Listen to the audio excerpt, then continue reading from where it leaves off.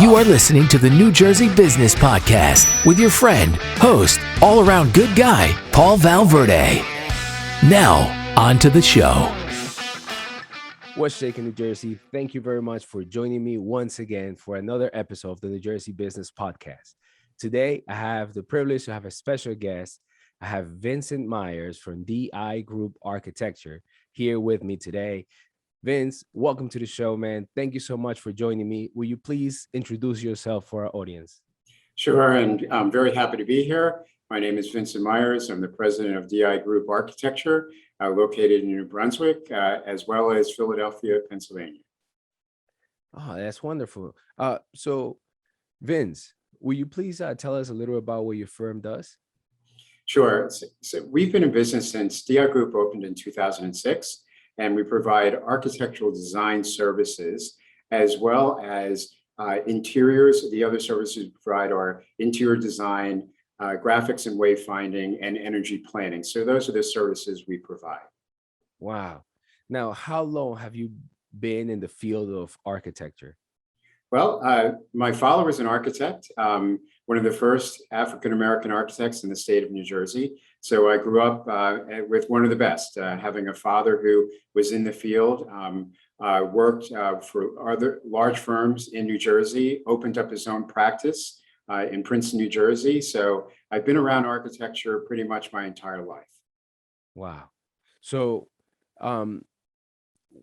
you said 2006, DIGroup. Correct. DIGroup was founded in 2006. And go ahead. No, tell me about that. How did it come about? What was the process like?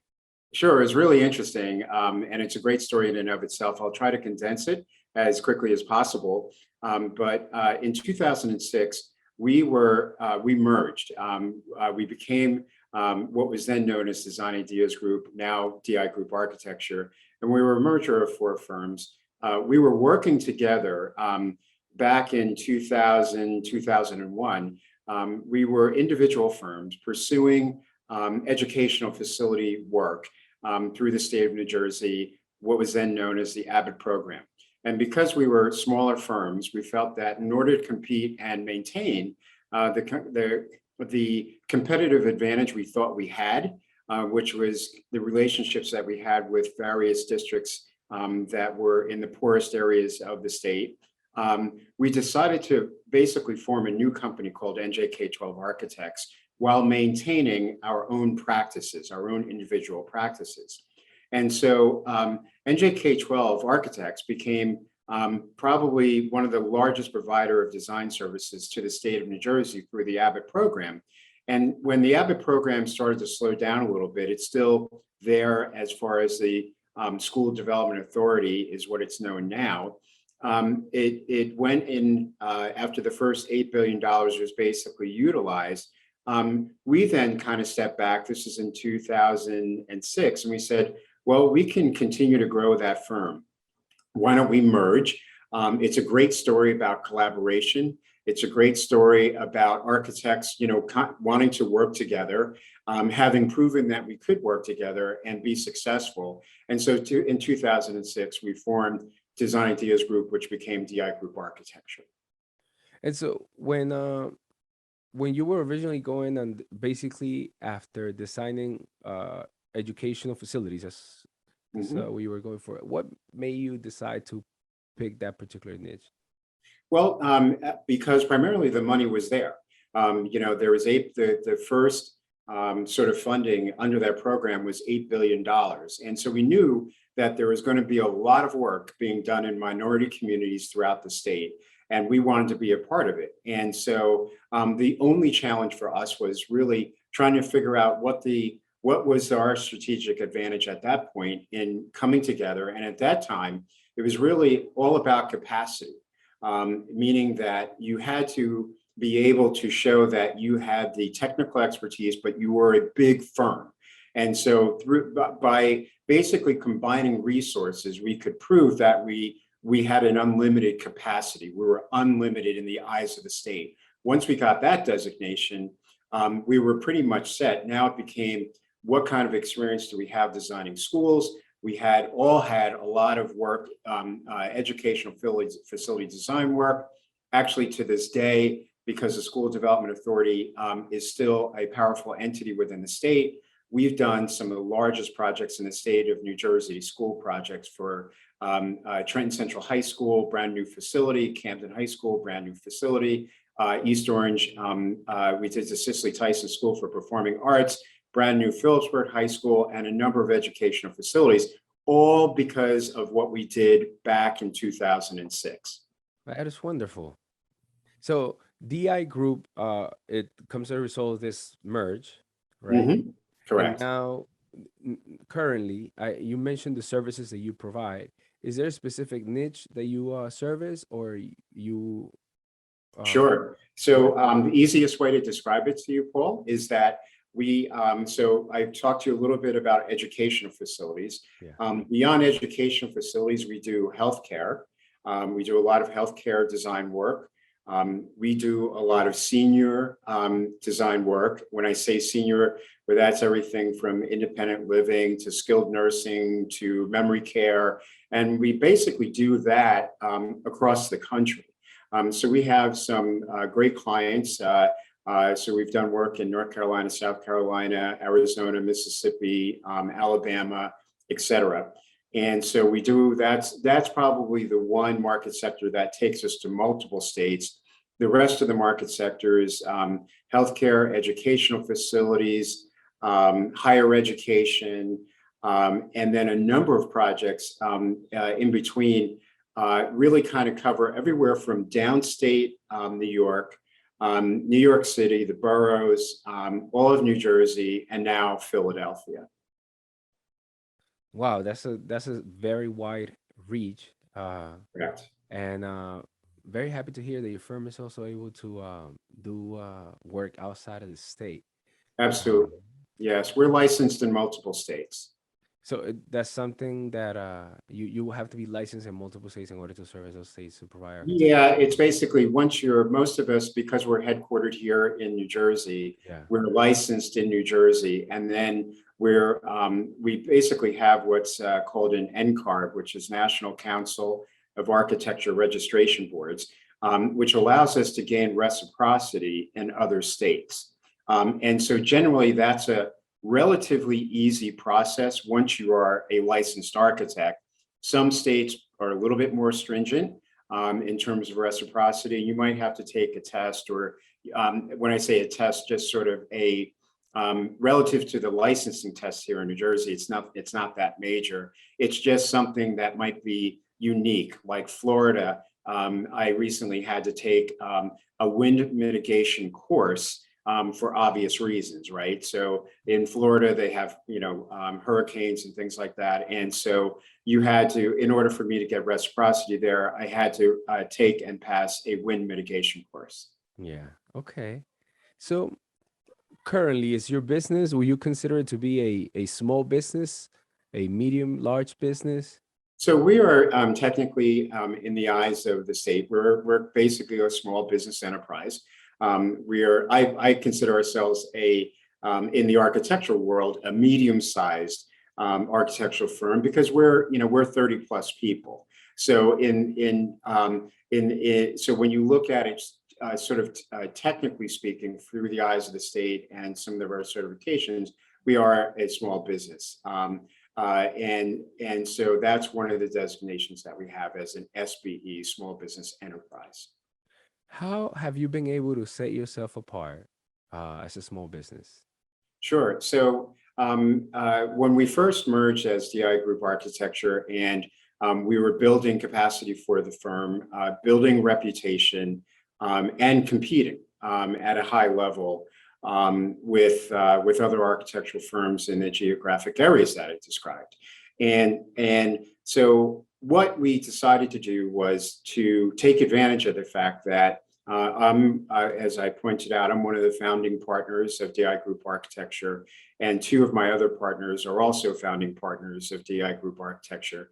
And we got together and we said, we always have to be mindful of what our competitive advantage is, no matter what we're doing, no matter how we're doing it. Yes, we produce great architecture. Yes, we have great fees.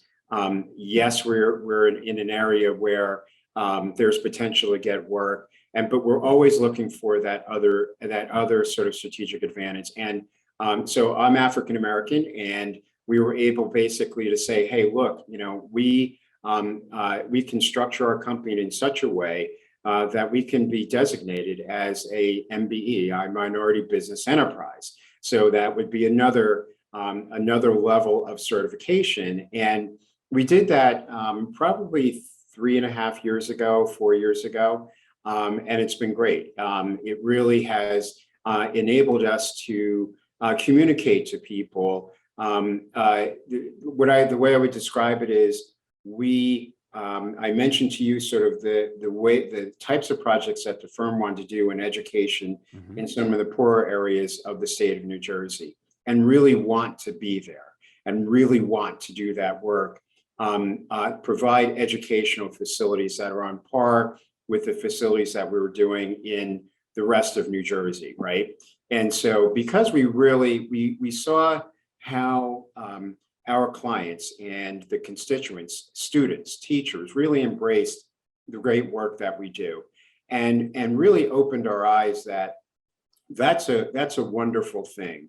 And it resonates for those communities to have people that care about them that way, but also where we're reflective as a firm in terms of who we are and what we do. And so by being an MBE, we convey that immediate message. We convey the message that a leader within the firm, the primary owner in the firm is African American. The firm is behind diversity, equity, and inclusion. The firm is behind going into communities and making a difference. The firm believes very strongly in what we do externally and internally in terms of the diversity with our own company. Can you tell me more about the designations? You mentioned MBE, Okay. DBE, SBE. Can you talk a little more about those, please? Sure. So every state has has different designations. So I won't sort of overcomplicate it. So you have SBE, which is small business enterprise, and that's generally at the state level. You have minority business enterprise, and that is generally also at the state level, and disadvantaged business enterprise. And so if I were talking to you about New York, the state of New York, I would say that we have designations where we're an MBE with the Port Authority of New York and New Jersey. And we're also a disadvantaged business enterprise with the Port Authority of New York and New Jersey, right? And we're an SBE.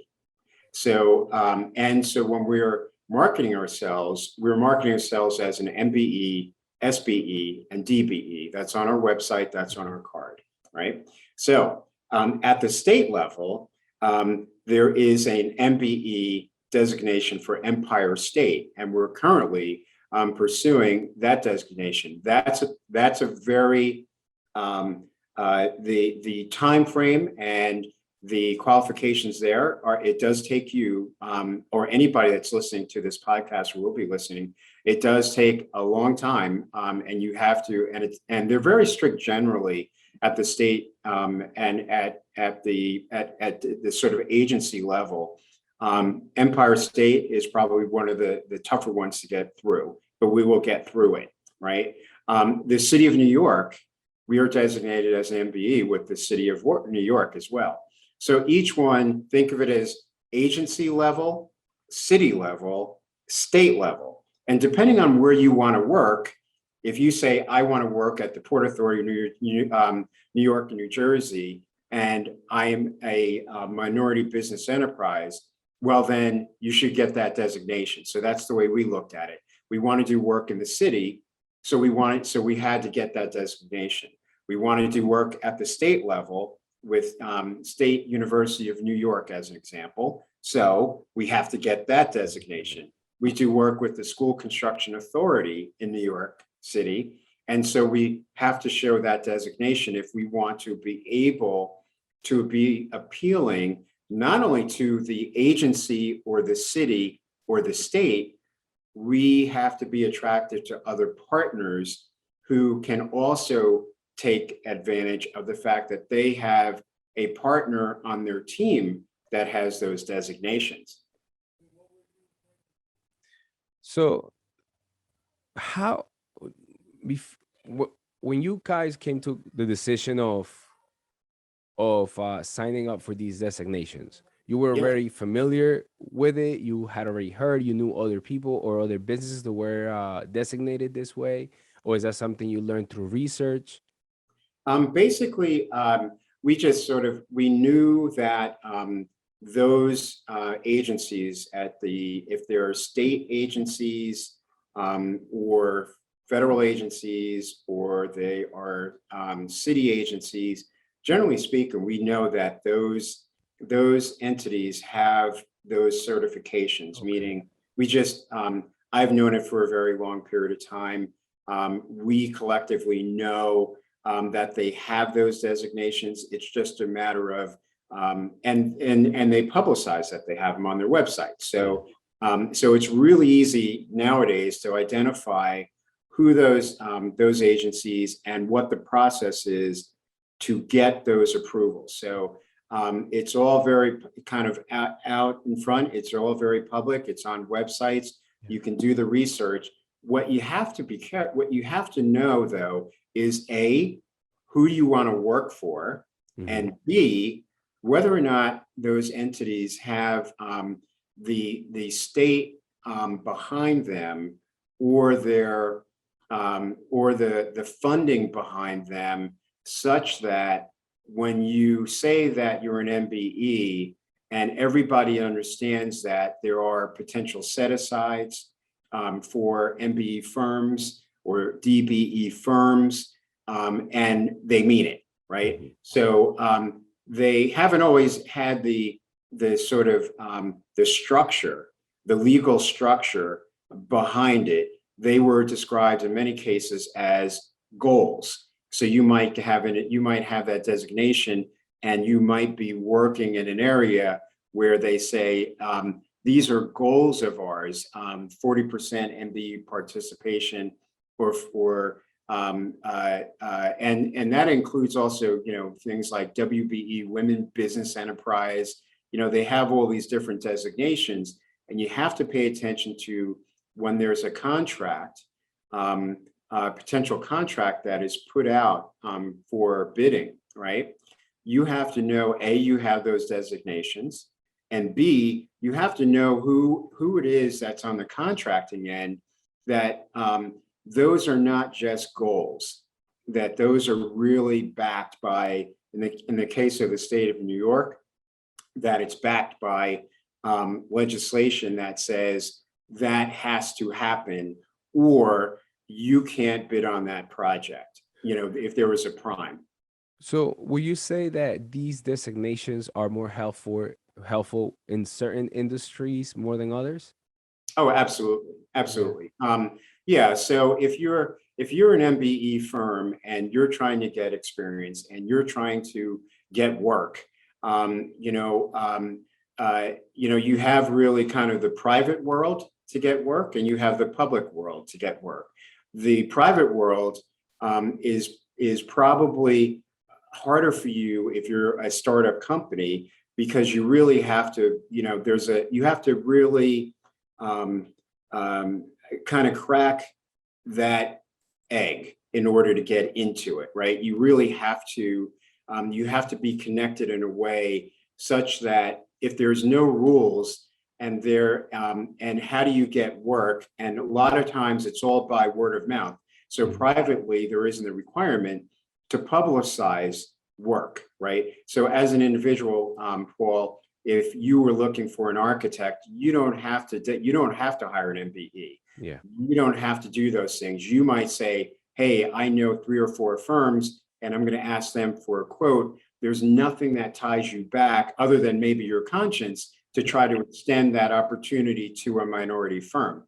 On the public world, that's a whole nother thing, because if you're working for the city, or you're working for the federal government, or you're working with an agency that has constituents that are minority, then all of a sudden now they have a responsibility to say, hey, I have to designate some opportunities for my constituents because it's important for the community to grow as a whole, to spread economic wealth, to spread economic opportunity across the board more equitably than we have in the past. And so that's why those designations are important. And for us, when I communicate to some of my potential clients, I do make it a point of saying I'm an African-American owned minority business enterprise.